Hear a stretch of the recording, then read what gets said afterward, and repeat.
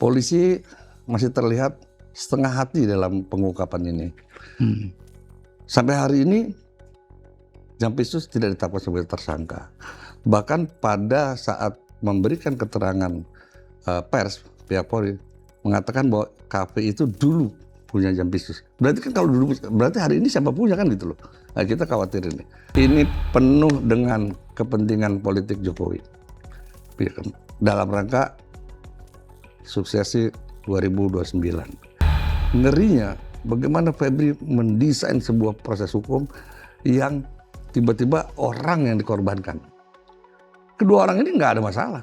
Karena apa? Karena memang dibiarkan, tapi disandera oleh Jokowi.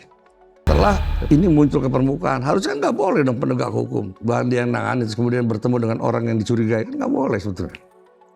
Nah ini terjadi, bahkan malam hari. Bapak kan seorang purnawirawan TNI ya. Dengan pangkat tertinggi. Kolonel itu kan pangkat tertinggi ya. Kalau jenderal itu kan jabatan politik. Politis ya. Betul. Nah, menurut analisa Pak Rajasa, kenapa tentara mau jadi, ya mohon maaf Pak ya, saya menyebut jadi pengawal atau bodyguardnya Jampitsus, jaksa lah gitu. Ya karena tadi ya kan ada iming-iming.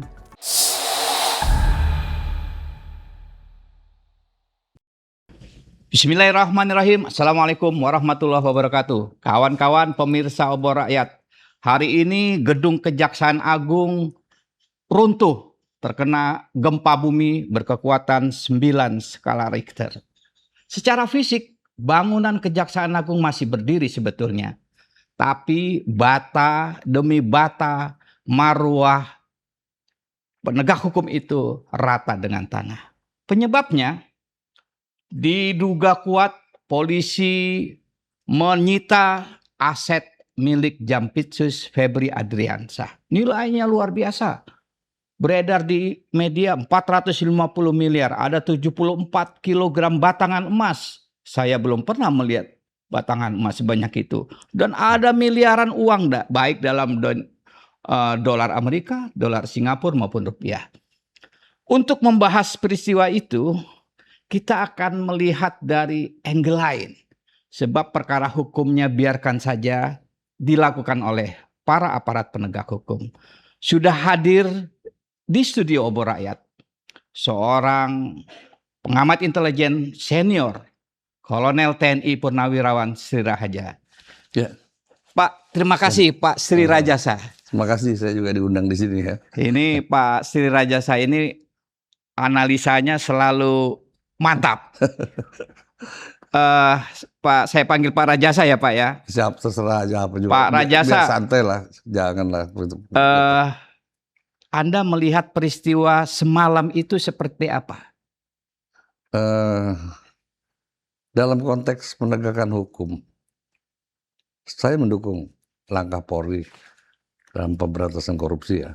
Ketika ada indikasi bahwa sosok pejabat tinggi di Kejaksaan Agung melakukan tindak pidana korupsi.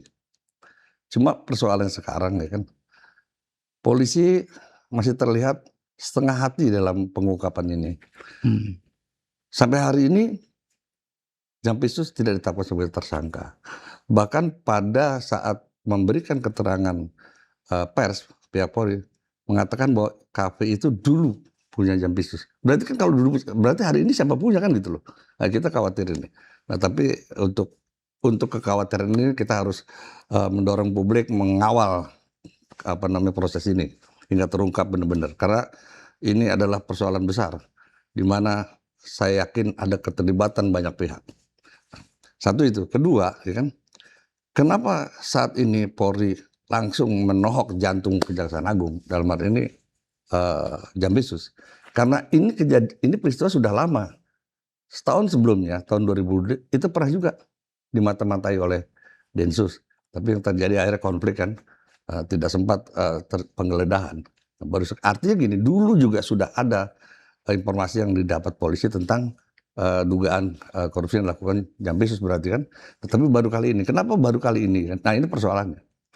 Karena saya melihat ada kepentingan politik di balik semua ini yang membuat akhirnya peristiwa ini mencuat begitu hebatnya ya. Nah, pertama ya kan, kita melihat sosok Jampitsus, ya kan, yang belakangan ini begitu getol menghantam kasus-kasus korupsi besar. Ya. Tapi di balik itu semua kita lihat kasus Pertamina di situ terkait nama Jokowi. Dan ini sebuah pengakuan yang dilakukan oleh Ahok di persidangan. Ahok mengatakan kalau berani Pak Hakim panggil dong Jokowi. Nah, itu satu ya. Kedua, kasus Nadiem, ya kan? Nah, belum lagi kasus-kasus yang terkait pejabat tinggi Polri. Kasus Aseng, di sana ada Kapolda Kalbar.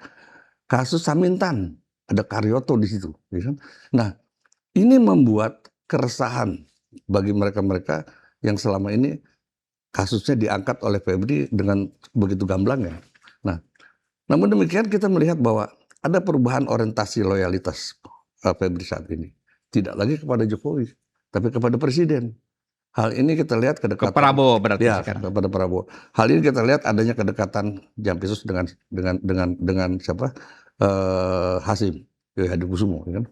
Nah, tentunya ada semacam ada semacam keresahan dari Jokowi melihat sepak terjang Jampitsus, karena saat loyalitas itu diberikan kepada Jokowi pada saat Jokowi memerintah di Republik ini, itu kelihatan sekali bahwa Febri sebagai algojo dalam hal ini dalam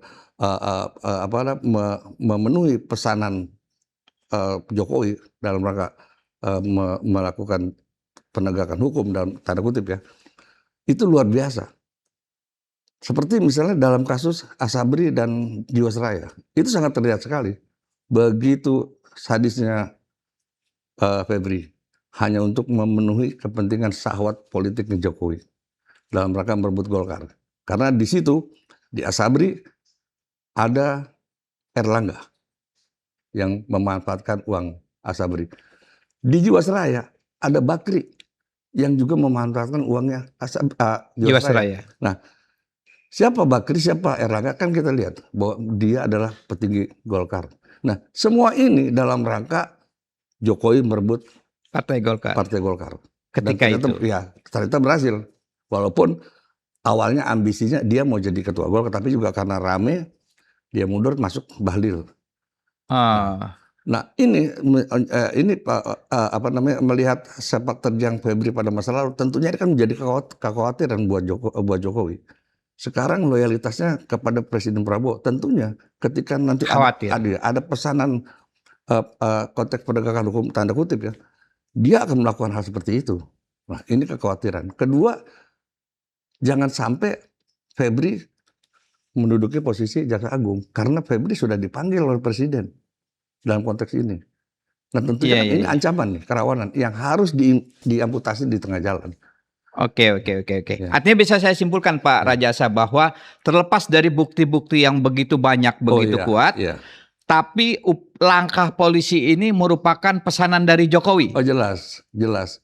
Ini penuh dengan kepentingan politik Jokowi dalam rangka suksesi 2029. Artinya Jokowi tidak ingin ada hambatan-hambatan potensial di dalam perjalanan ini. Nah, salah satunya bisa kita lihat adalah Febri. Kenapa? Ya tadi itu 2 kali Febri menohok kasus korupsi yang dimana di situ nama Jokowi disebut. Kan. Yang pertama soal Pertamina. Iya, satu Nadiem. Yang kedua soal Nadiem. Nadiem. Orang mungkin semua tahu bagaimana pengakuan Nadiem menyerahkan dana segala macam. Ya kan? Baik, saya akan elaborasi Pak Rajasa. Yang soal Nadiem dulu. Dan kaitannya dengan Jokowi. Itu bagaimana, Pak? Itu kan ada yang saya pikir itu kemudian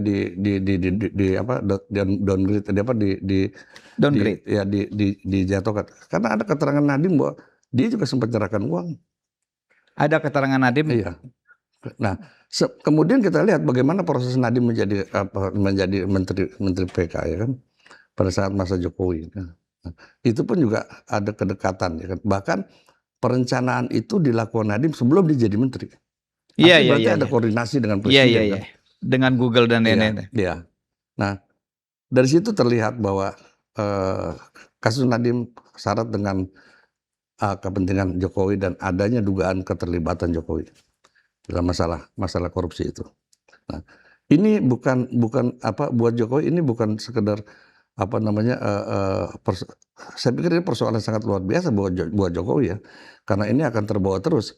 Nah, untuk itu agar tidak terjadi keberlanjutan perilaku sikap Febri yang menohok dirinya, dia harus ngambil sikap. Maka tidak ada jalan lain, dia gunakan polisi yang selama ini begitu loyal terhadap Iya. Jokowi. Gitu. Tadi Pak Rajasa menyebut bahwa Nadiem menyerahkan uang ke Pak Jokowi. Iya. Berapa Pak besarannya? Saya nggak tahu persis karena memang nggak ada keterangannya di situ. Tapi yang jelas itu sudah jadi informasi yang ya di kalangan orang tertentu ya, bahwa betul bahwa Nadiem sempat menyerahkan dana itu ke Jokowi. Oke. Nah, kemudian persoalan lainnya kan kita khawatir bahwa ini akan muncul persoalan-persoalan lain yang melibatkan Jokowi. Karena apa? Karena kita lihat begitu rusaknya, ya kan, pengelolaan keuangan negara pada saat Jokowi. Tentunya ini juga jadi kerawanan karena bukan apa-apa. Jokowi itu, ya kan, apapun persoalannya, dia akan tetap mempertahankan kesinambungan atau menjaga momentum serangan ini untuk 2029. Jadi siapapun yang menghambat, dia akan sikat. Nah, hambatan potensial kali ini adalah ada di Jampitsus. Ya, karena apalagi kalau dia jadi jaksa agung gitu loh. Nah, ini juga kerawan lebih parah lagi gitu ya. Tidak kemudian dia akan juga menyasar ke Jokowi. Apalagi sekarang dia tahu kartunya Jokowi di Asabri dan ini kan dia pelakunya. Kan gitu loh. Karena Febri memegang kartu-kartu Jokowi di kasus-kasus masa lalu. Iya, betul. Iya. Kalau di kasus yang sebelumnya, yang satunya lagi Pak, selain Nadiem, di periode sekarang yang tidak menyenangkan Jokowi, satunya kasus Pertamina. Itu hubungannya dengan Pak Jokowi seperti apa? Itu jelas kan, pernyataan Ahok itu kan merupakan satu tanda kan, satu indikasi bahwa ada Jokowi di kasus itu. Karena Ahok mengatakan di persidangan nih, Pak Hakim kalau berani panggil dong Jokowi, ini akan terang benderang. Karena apa? Kita lihat ya, bagaimana Pak Jokowi menyelesaikan persoalan Pertamina, khususnya Petrol. Ya. Alih-alih dibubarkan, malah diganti pemain, ya kan? Kemudian dialah yang kemudian menjadi otaknya di situ. Makanya sampai hari ini nggak berani orang ngambil Reza Khalid. Orang nggak berani. Iya, satu itu. Kedua, nah kemudian di dalam kejaksaan sendiri ada konflik kepentingan. Kita lihat Jaksa Agung itu dia menggunakan loyalitas ganda kepada Jokowi ya, Prabowo ya. Contoh kasus Pertamina, jangan sampai menyentuh elit pejabat teras atau pejabat negara yang di atas, seperti misalnya Erick Thohir, terus Nike Widiawati. Nike itu sudah dipanggil sama Jampitsus, disuruh pulang sama Jaksa Agung. Kemudian dipanggil dalam kasus apa? Ibu Nike mantan dirut Pertamina. Di dalam beberapa kasus yang muncul, kemudian kasus Kerry juga, kasus sewa kilang minyak di Merak, gitu loh. Nah, ini kan dia, masa dia, yang dikorbankan satu lagi, siapa namanya, Karen Agustiawan yang masuk, ya kan? Karena Karen tidak mentolerir upaya-upaya itu. Jadi kan tahu nggak kasus Pertamina seperti apa? Jadi kemarin saya melihat banyak pihak mengatakan bahwa ini keputusan hakim nggak beres nih, karena yang dilakukan oleh Kerry adalah bisnis to bisnis. Orang nggak lihat di belakang itu sebelumnya pada masa Karen, ya, itu terjadi tekanan terhadap dirut Pertamina yang dilakukan oleh dua orang pejabat negara. Satu Hatta Rajasa, satu Purnomo Yustiantoro. Ketemu dia di sebuah perkawinan, ya, ada resepsi di Dharma Wangsa. Begitu dia pertama dia ditemui oleh Kerry, memperkenalkan diri. Bu, saya putranya di Khalid, udah selesai. Kemudian datang dua orang, yaitu Purnomo, duduk di satu meja, hanya bilang, tolong diperhatikan bisnisnya Kerry dan khusus untuk kilang minyak Pertamina, kilang minyak di Merak. Itu minyak Eri. Nah, ini kan Karen sendiri sempat mengatakan kepada saya, itu sebuah tekanan, Pak. Sementara Pertamina sendiri tidak punya program untuk sewa itu. Coba ingat. Dalam kurun waktu itu nggak punya rencana, nggak punya perencanaan untuk sewa. Sementara kita harus melakukan itu. Akhirnya kan dia mundur. Tapi yang kena dia sekarang. Coba ingat. Iya, Diganti iya. oleh Nike, gitu loh. Dan dilanjutkan oleh Nike. Iya, jadilah sewa. Bahkan kita tahu bahwa pada saat sewa menyewa itu barang belum punya carry. Masih punya orang lain. Yang dianggap punya carry. Nah, ini kan sebuah proses bisnis yang nggak semata-mata lihat di permukaan hanya dari bisnis to bisnis, nggak ada. Iya, Semuanya ada intervensi. Gitu. Berarti baik di kasus Pertamina maupun Nadiem itu tetap ada kepentingan Pak Jokowi di sana. Jelas. Dan itu yang Pak Jokowi terganggu. Iya, jelas. Sehingga sangat terganggu. Sehingga menurut Pak Rajasa, orang ini, Jampitsus ini, ini harus diamputasi. Harus diamputasi. Momennya kapan? Ya ini sekarang. Jangan sampai jadi jaksa agung. Oh, lebih bahaya. Karena Jokowi pernah merasakan bagaimana ketika Jampitsus Febri menjadi algojonya dia. Nah, gimana tuh Pak ceritanya? Itu yang tadi masalah Asabri. Begitu luar biasanya, ya kan? Begitu sadisnya dia.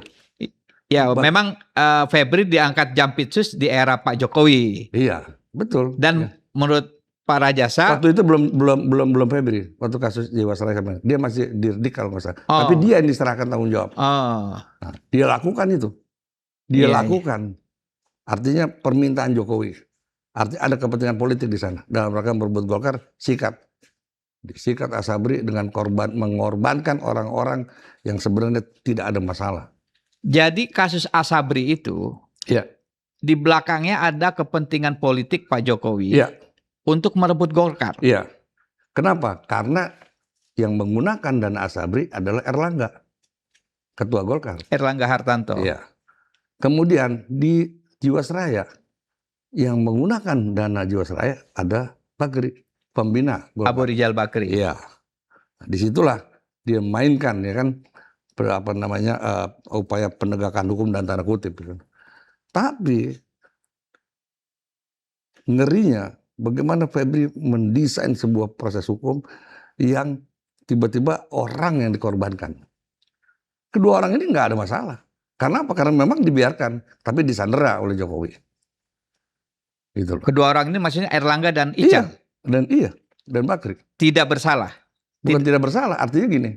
Yang jelas dialah sebetulnya pelakunya gitu loh. Kan? Yang harusnya kan dia yang diperiksa di proses hukum, tapi dia bahkan tidak muncul namanya. Ya. Yang terjadi adalah bencok Direktur Asabri dan direktur sebelumnya. Adam Damiri dan Sony, Legend Sony. Dan semua keterangan ini saya dapat dari mereka semua di penjara Sukamiskin.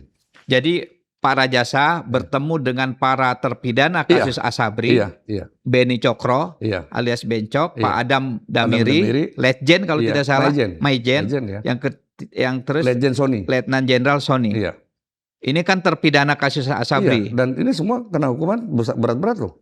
Bencok seumur hidup, dia Pak Sodi 18 tahun, Adam Damiri 15 tahun.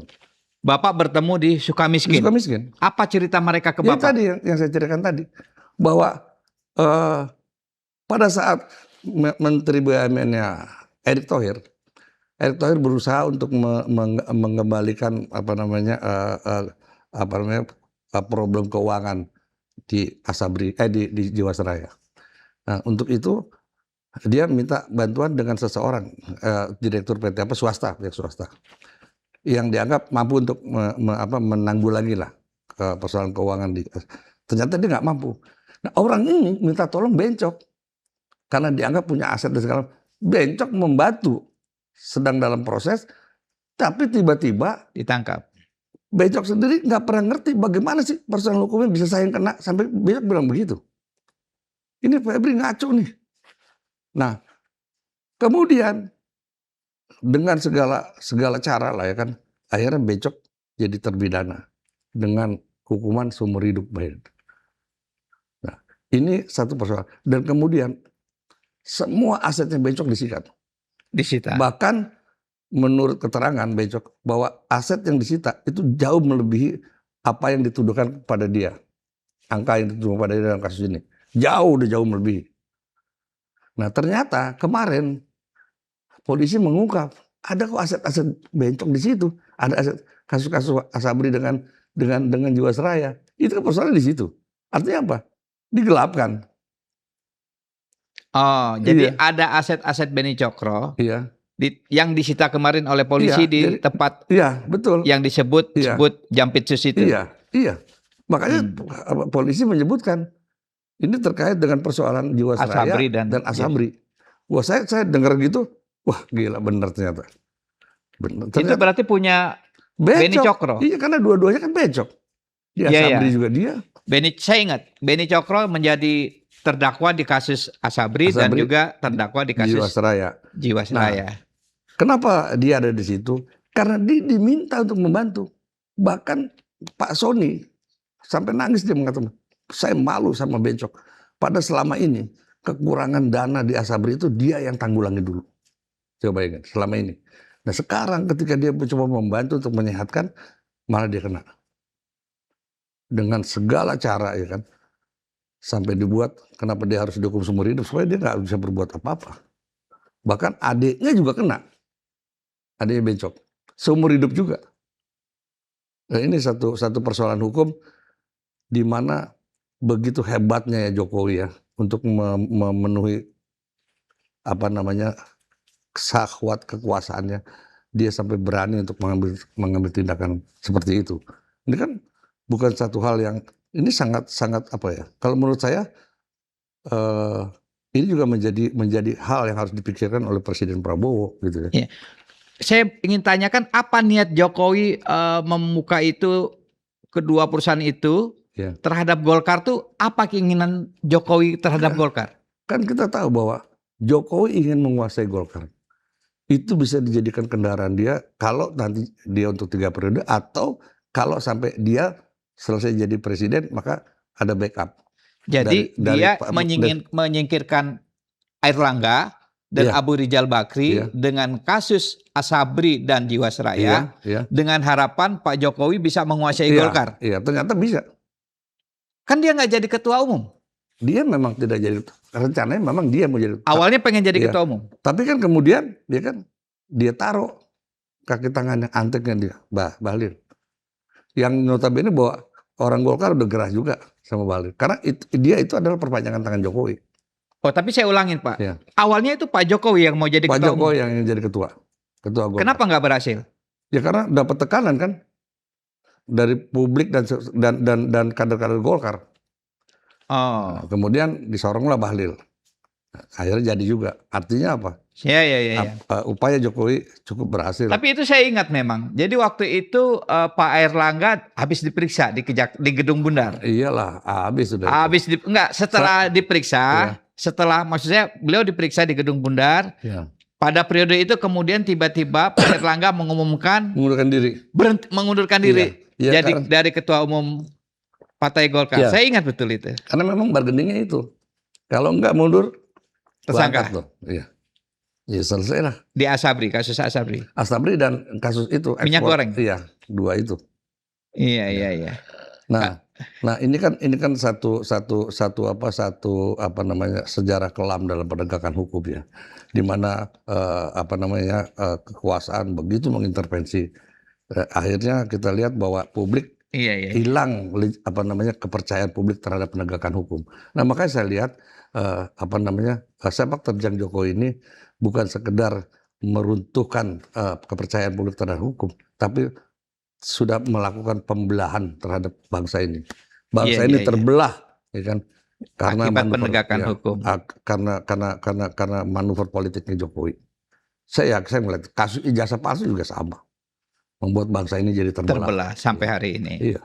Dan ini apa yang terjadi dalam kasus Jampitsus ini satu fenomena adanya mafia hukum di dalam penegakan hukum. Nah inilah yang disebut mafia hukum ya.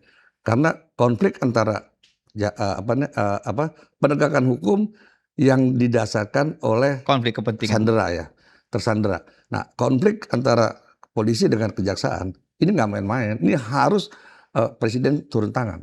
Karena kalau ini dibiarkan, maka persoalan-persoalan kasus-kasus besar yang kasus-kasus kerah putih lah gitu ya, ini nggak akan terbongkar. Karena saling sandera. Iya, Gitu. iya. Saya ingin kembali ke soal Algojo tadi, Ya, Pak ya, Rajasa. ya. Istilah menarik buat saya. Iya. Tadi Bapak menyebut dulu Iya, Jampitsus Febri Iya. adalah Algojonya Presiden Jokowi. iya, Setelah berganti kekuasaan, Iya. Prabowo menjadi presiden. iya, Bapak menyebut bahwa Febri tidak lagi loyal kepada Iya. Jokowi dan Iya. itu membuat Jokowi marah. Iya. Itu ceritanya bagaimana, Pak? ya. Memang kita lihat dalam kita lihat kinerjanya Febri begitu luar biasa dalam penegakan hukum. Luar biasa ya. Kemarin kan luar biasa. Tapi di balik keluar biasanya itu banyak adalah hampir semua kasus-kasus yang muncul nama Jokowi di persoalan itu. Nah, ini kan menimbulkan keresahan buat Jokowi. 2 kasus ya kan. Kemudian juga mulai menyentuh ke ranah polisi. Beberapa kasus bahkan ya kan yang ternyata melibatkan petinggi Polri di situ.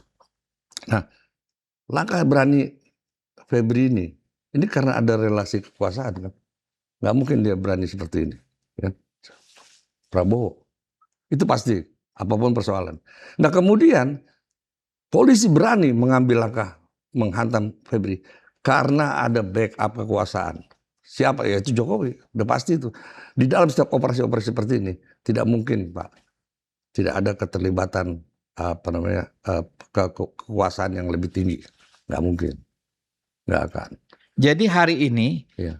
polisi itu backupnya masih Jokowi. Oh jelas. Nah disinilah persoalan itu muncul. Artinya apa? Prabowo masih dalam bayang-bayang kekuasaan lama. Ini jangan boleh terjadi dong, ya kan? Kalau ini dibiarkan, ya kan? Artinya begini, Prabowo membiarkan dirinya hanya sekedar menjadi pemangku kerajaan yang tugasnya hanya mengantar Gibran menjadi presiden nantinya.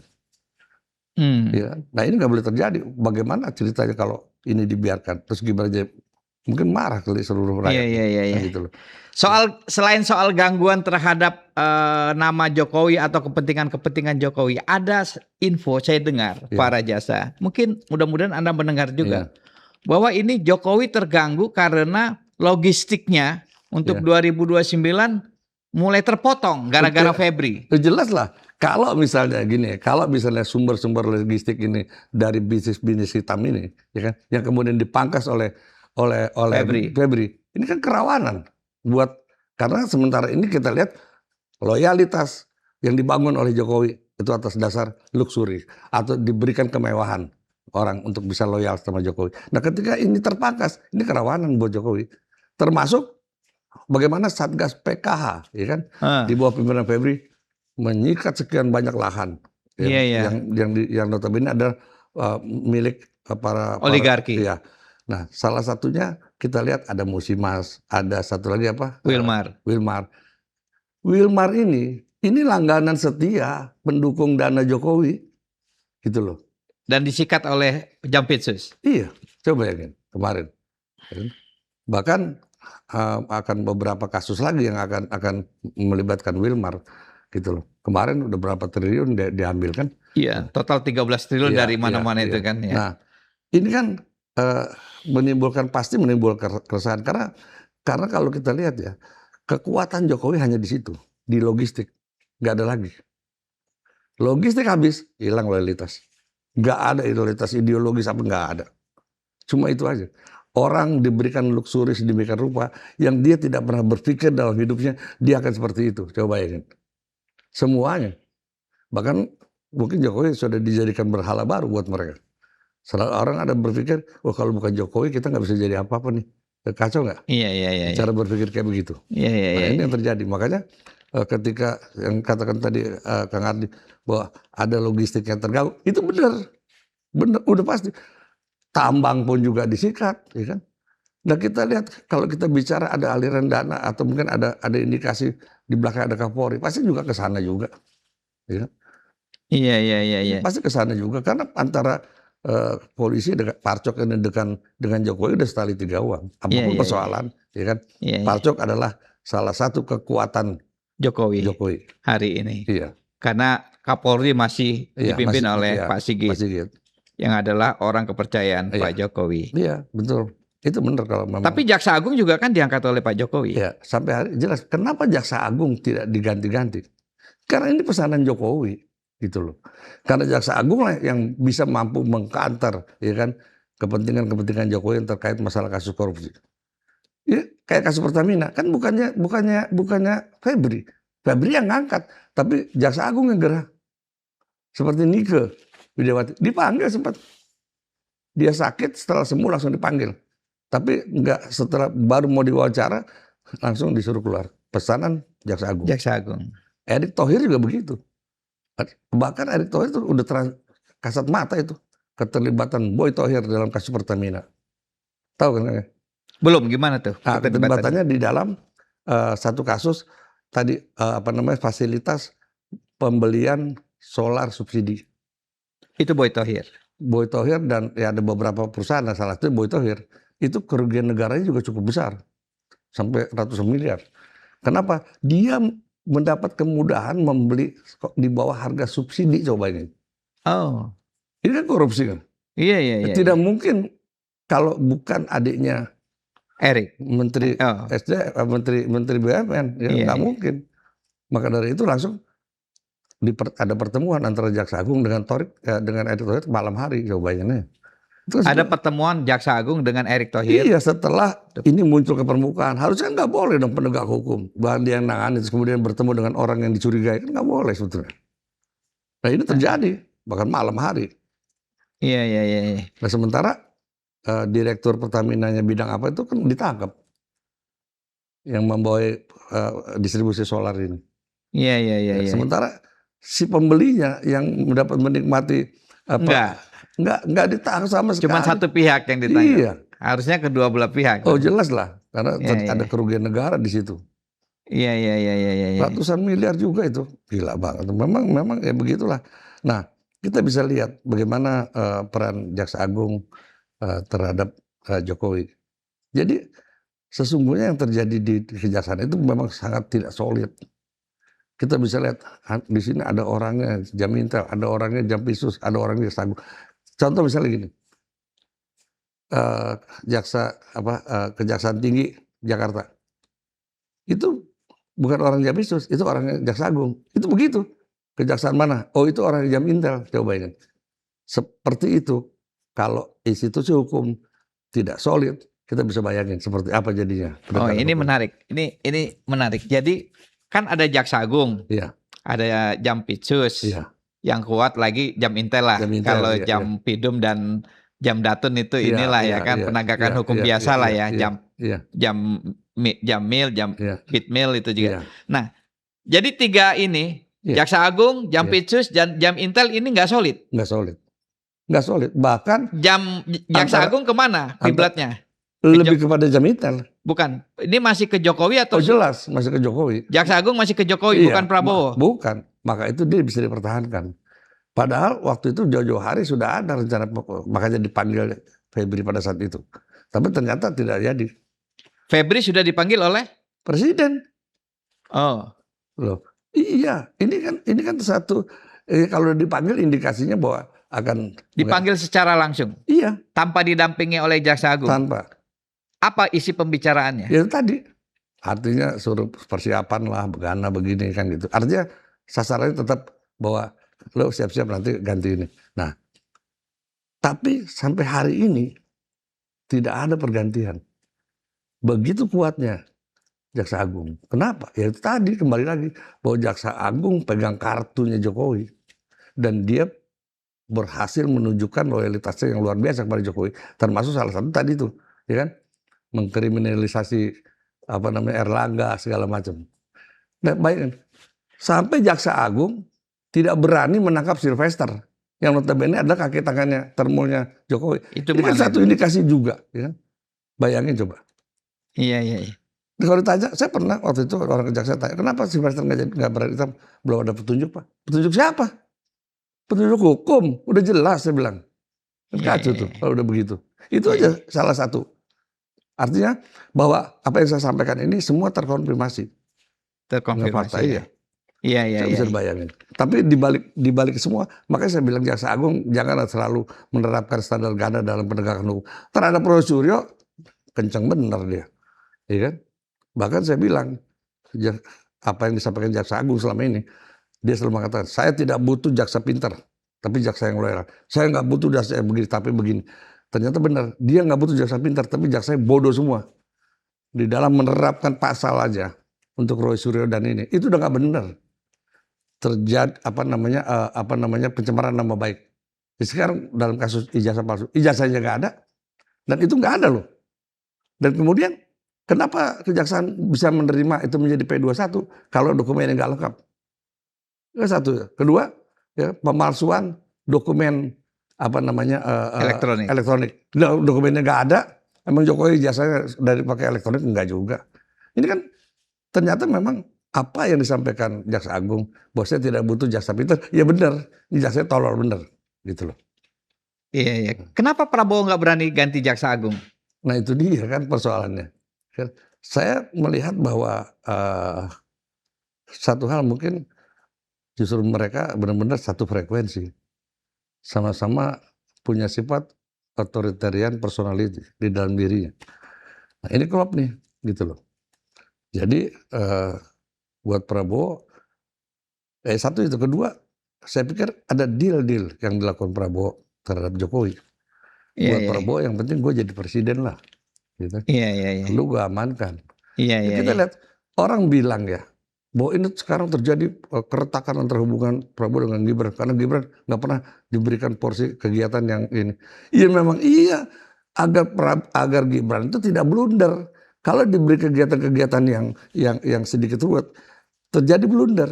Makanya ini sebetulnya kenapa Gibran tidak kasih kegiatan? Ya untuk mengamankan Gibran Iya, iya, iya. agar tidak jadi sasaran tembak. Biar Iya, aja iya. Prabowo yang pasang badan. Iya. Kalau saya jadi presiden, Pak Rajasa, Iya, yang pasti harus saya pegang, saya ganti iya, itu dari warisan presiden lama. iya. Kepala BIN, Ya jelas. itu udah dilakukan. Iya, Kapolri, iya. belum. Belum, Jaksa Agung, belum. Panglima TNI. Iya, belum. Ya kan, Belum. ini 4 jabatan ini Iya. Dan sangat strategis sekali. strategis. Ini Iya. ada nyawa kita sebagai Iya, presiden. betul. Nah, 3 ini tidak diganti. Iya. Ini karena apa? Karena itu tadi, karena 3 itu adalah kekuatan sentral Jokowi untuk 2029. Nggak ada lain. Makanya Prabowo nggak berani ganti. Nggak berani ganti. Iya, karena itu tadi. Prabowo hari ini emang tugasnya hanya mengamankan Gibran juga. Jadi presiden, Kapolri semua ini kalau saya lihat arahnya untuk mengamankan Gibran. Kalau kita pakai akal sehat ya Pak. Prabowo sekarang presiden, kemudian ada wakilnya yang terus membangun kekuatan dalam rangka presiden untuk jadi presiden. Marah nggak? Tersinggung? Pasti tersinggung. Gua presidennya kok.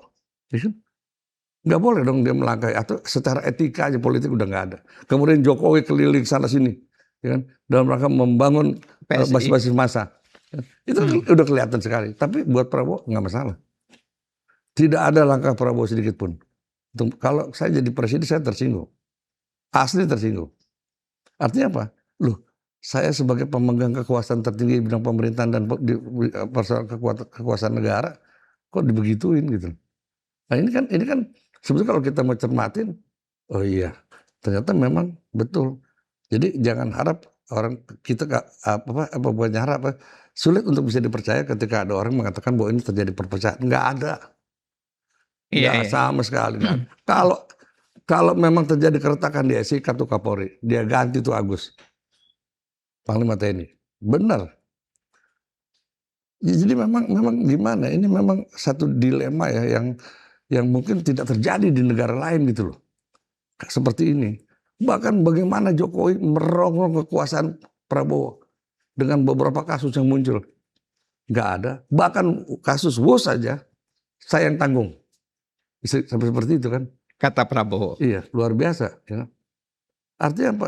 Ya artinya gini, kontradiksi benar dari apa yang dia ucapkan dengan apa yang dilakukan. Dia bilang mau berantas korupsi, tapi sementara dia backup korupsi, bahkan dia gantiin tuh duitnya. Yang untuk kembali ke 3 jabatan ini, Pak. Ada yang memiliki analisa.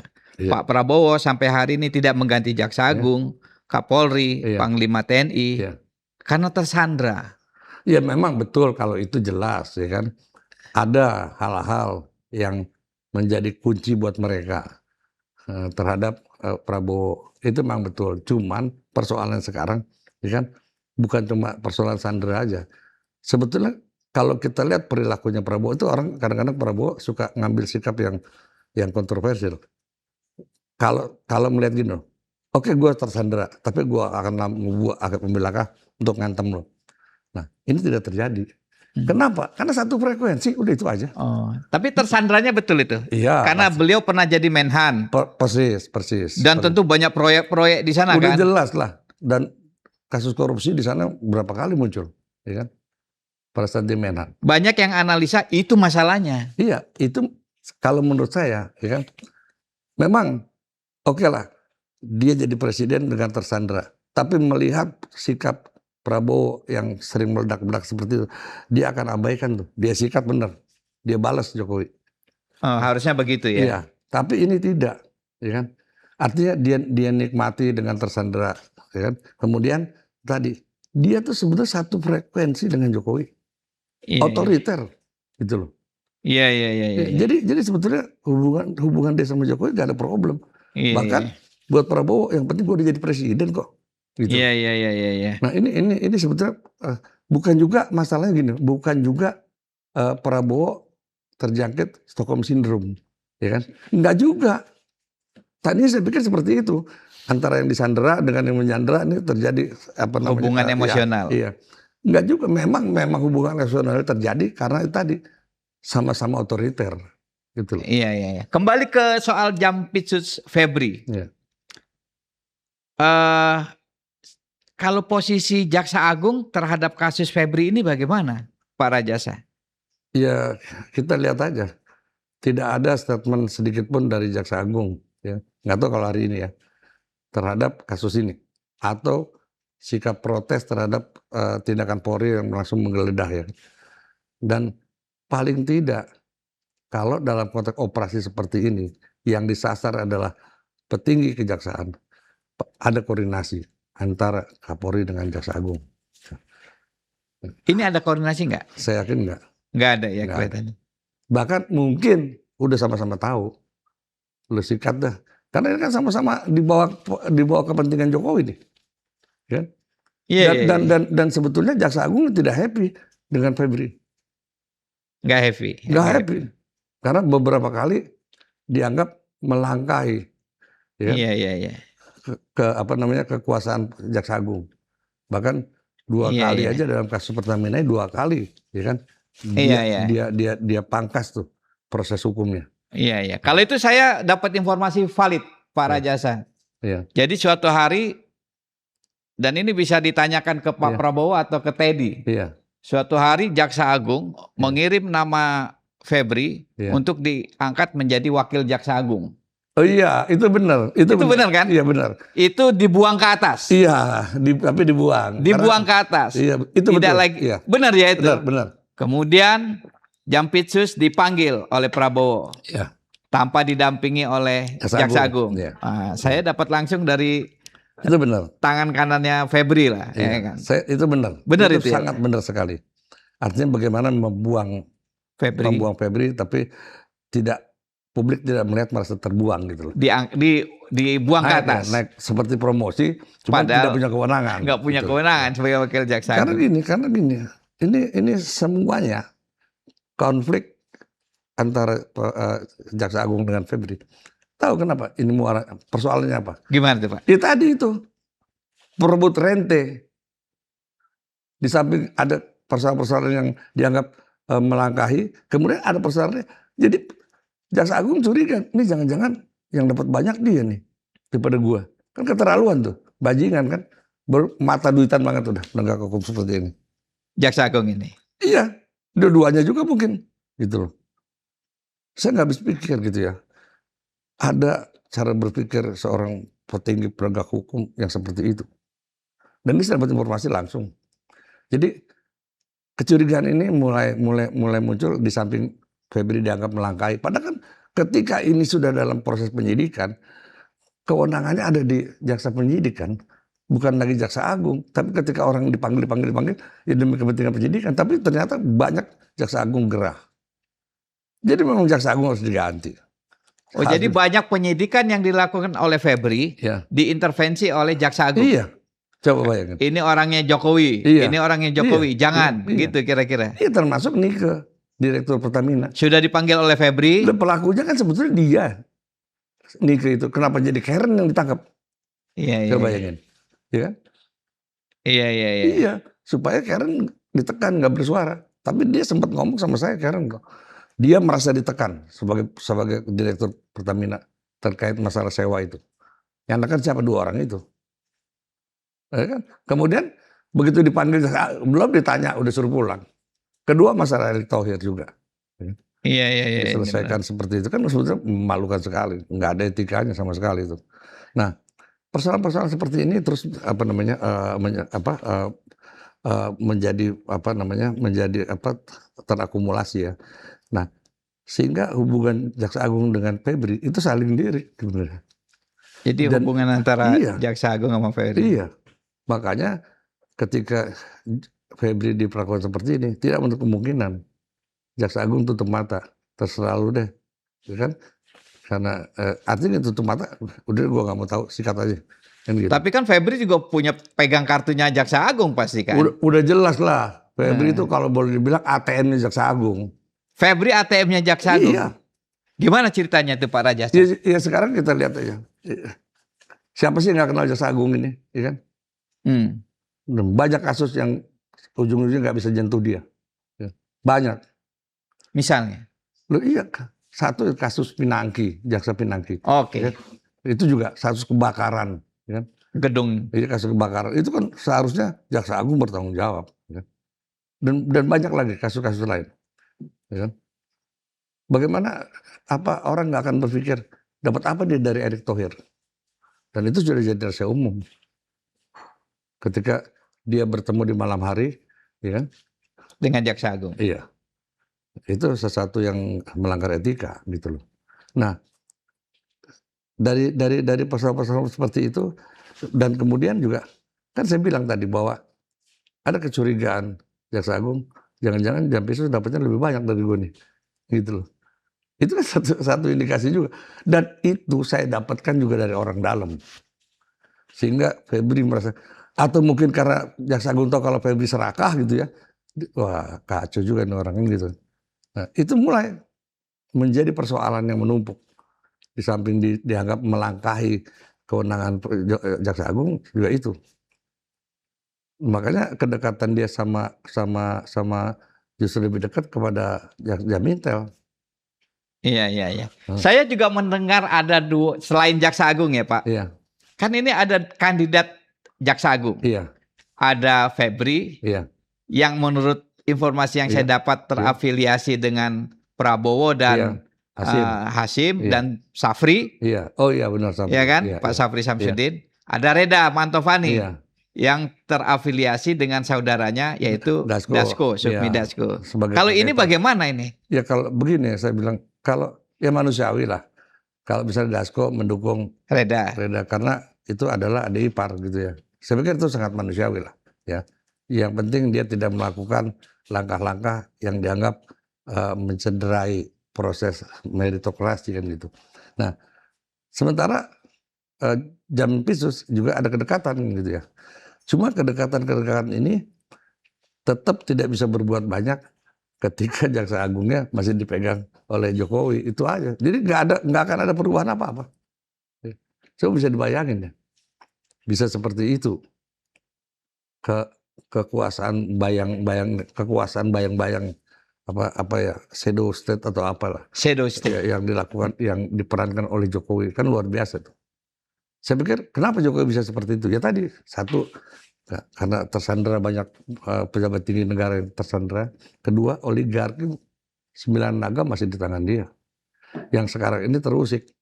terusik oleh langkah-langkah Iya, Febri. langkah Febri dan apa Satgas PKH-nya itu. Walaupun kita tahu bahwa Satgas PKH juga nggak benar-benar amat. Ya ujung-ujungnya cuma ganti pemain. Iya, iya, iya. Iya, cuma ganti Ka pemain. karena kebun-kebun itu nggak bisa dijalankan Iya, kemudian. coba bisa dibayangkan kan begitu begitu itu kan semua program-program Prabowo ya, termasuk program nasional Prabowo yang berubah negara ini menjadi negara satgas. Karena dibentuk satgas ini ya Pak, terus terang dibentuk satgas ini kan tidak melakukan pendidikan bagi institusi yang ada. Iya, iya. Jadi semakin dilemahkan justru.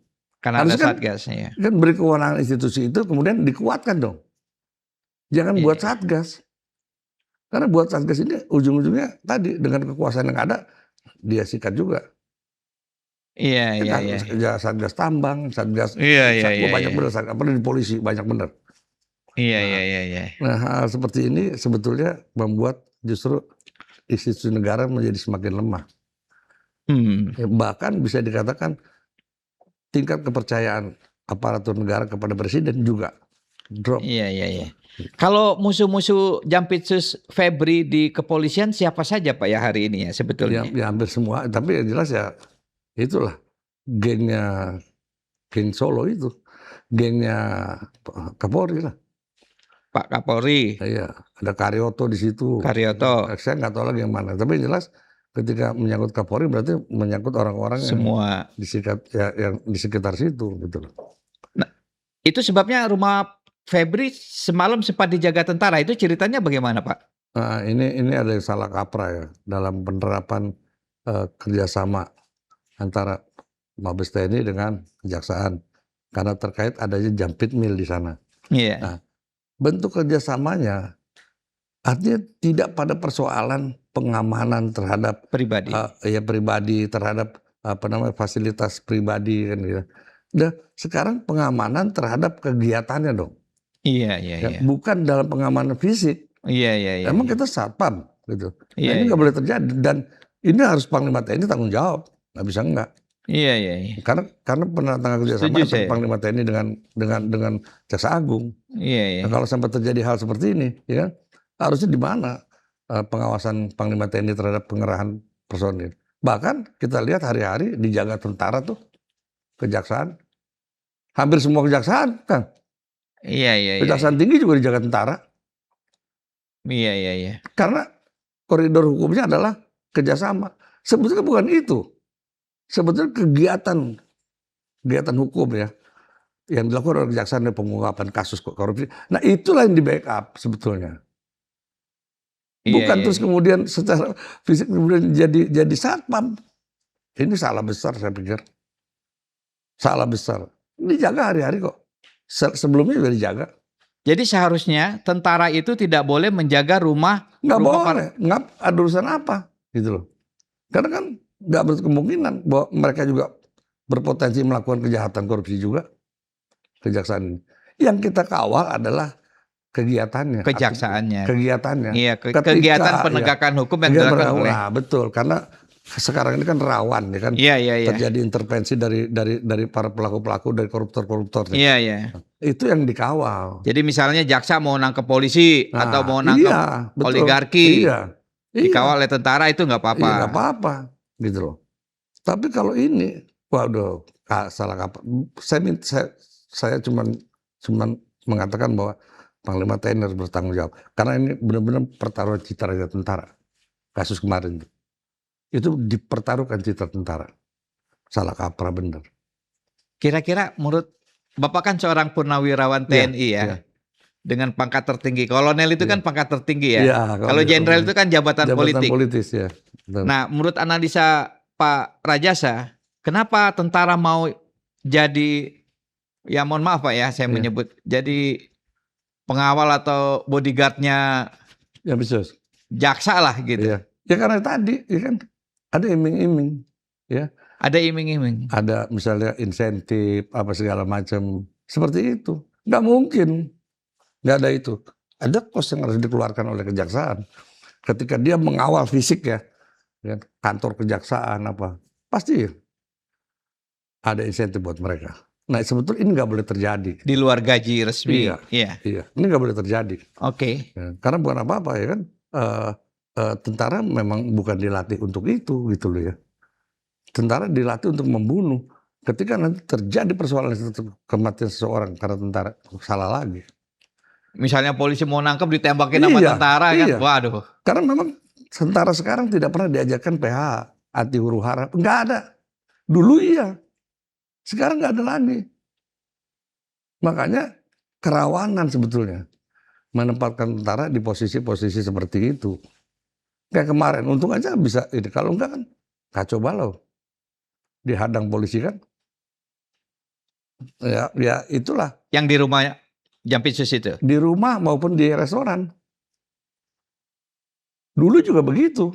Iya. Tapi kan hari ini mungkin karena memang backup kekuasaannya sudah full gitu, all out gitu ya dari Jokowi, sikat terus. Iya. Ini luar biasa ya Pak Rajasa ini. Ini saya mendengarkan cerita Bapak sebagai informasi intelijen ini, Iya. ngeri-ngeri sedap nih. Ada pertarungan perang bintang antara jelas ya. Gedung Bundar atau Kejaksaan dengan Trunojoyo. Iya. Plus ada di Solo yang sambil tertawa-tawa mungkin. Iya, betul.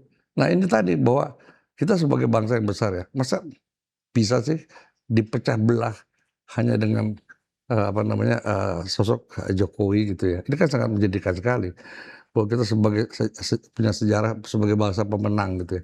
Tapi hari ini kan kita benar-benar di bawah kaki Jokowi. Ini kan satu hal yang sebetulnya nggak boleh terjadi loh. Ya. Kenapa? Ya kan? Ya tadi Jokowi tahu kok ketika aparat hukum ini dikendalikan oleh dia selesai. Tapi mereka lupa ketika hukum ini tidak tegak, ya kan? Bukan institusi hukum yang runtuh, tapi negara ini yang runtuh. Ya bisa bayangin, Pak. Mereka harus sadar dong, ya kan? Ketika publik sudah kehilangan kepercayaan kepada penegakan hukum, bukan institusi hukum yang runtuh, negara. Iya. Sekarang udah terasa, Pak. Ya kan? Iya. Bagaimana publik menaruh kepercayaan kepada Presiden Prabowo semakin turun. Kenapa? Ya karena penegakan hukumnya nggak jelas. Iya. Ada intervensi dari luar gitu loh. Iya. Yang kemudian dibiarkan oleh Presiden. Iya. Ini kan nggak boleh terjadi seperti ini. Iya. Apapun persoalan. Febri kan menangkap banyak orang di tentara, di polisi Pak ya. Terakhir kan MBG tuh. Iya. Ada jenderal aktif. Iya, betul. Ada tentaranya ada kolonel, juga. Ya, ada kolonel juga. Ada tentara. Kolonel, kombes ya. Polisi juga ada kombesnya. Terus kasus Timah. Iya, betul. Kasus Timah itu ditengarai juga di belakangnya itu katakanlah disebut-sebut seorang jenderal polisi. Iya, betul. Nah, belum lagi kasus yang sekarang sedang berjalan. Kasus Aseng. Ada keterlibatan pengakuan ini, keterlibatan Kapolda Kalbar. Yang kemarin sempat tertunda ketika dia bergeser ke Jabar. Sempat tertahan. Nah, tapi kan tapi di situ ada informasi yang mengatakan bahwa Aseng juga muaranya ke Kapolri. Makanya dipaksakan nih harus pindah. Karena apa? Kalau dia kena nyanyi pasti takutnya Kapolda ini. Kan gitu. Yang sekarang menjadi Kapolda Jawa Barat. Ya, satu itu. Kedua, tertangkapnya Samintan yang sebelumnya bisa lepas dari jeratan hukum KPK. Kemudian ditangkap oleh Jaksa Agung. Di situ ada pengakuan bahwa ada keterlibatan Jokowi, pejabat Karyoto. Ya. Artinya apa? Hari ini polisi juga dibuat gerah oleh manuver Jaksa Agung, Jampitsus. Febri. Ya. Makanya akumulasi pada persoalan ini, ya mereka kompak, ya kan, sikat daripada kita yang. Kenapa? Ini kekuatan sentralnya Jokowi ini untuk 2009 polisi. Kalau terus digembosin begini, bisa jadi hilang juga kepercayaan. Iya. Dan bahkan bisa jadi sasaran pembentukan opini negatif buat polisi. Iya. Gitu. Tadi saya membaca banyak di lini masa Pak. Ya.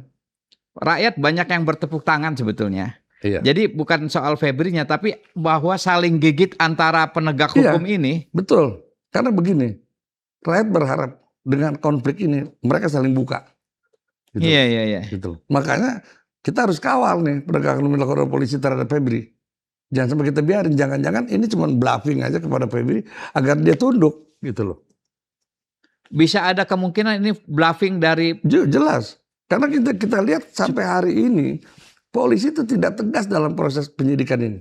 Satu, tidak cuman spill aja. dia tidak menetapkan Febri sebagai tersangka, coba bayangin. Iya, iya. Kalau dalam kasus yang lain, kasus seperti ini, ditangkap dulu pelakunya tuh, baru digeledah, ya kan? Iya, iya. Nah ini digeledah dulu, kemudian pada saat penggeledahan di restoran ditemukan berangkas, disebut oleh polisi, dulu ini punya Febri.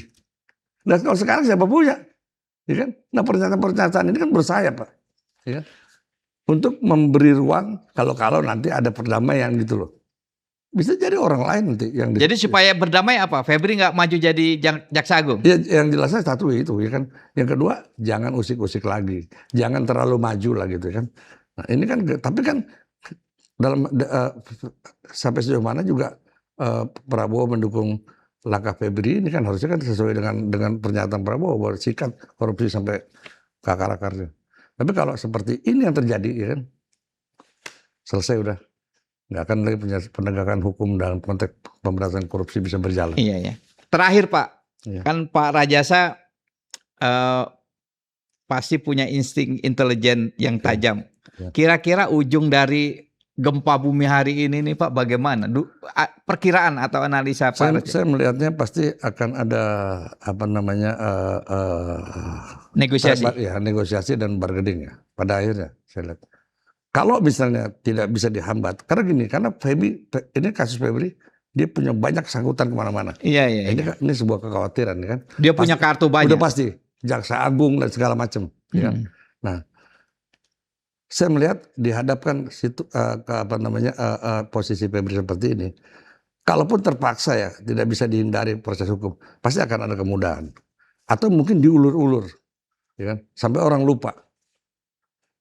Ujung-ujungnya bagaimana ada win-win solution antara Febri dengan polisi, itu aja. Coba kita lihat.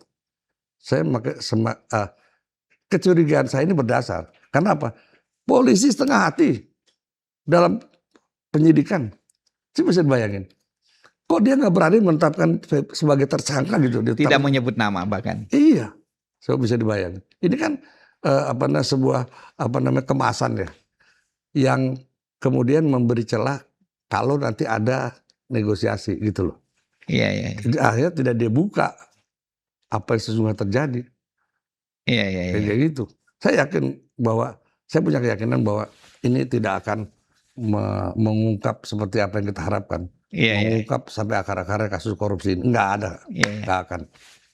Pak, kami juga mendapat informasi A1 valid nih. Iya. Malam ini, pada saat kita tapping ini Pak. Iya, iya. Presiden Prabowo sedang memanggil para pihak untuk membahas masalah ini.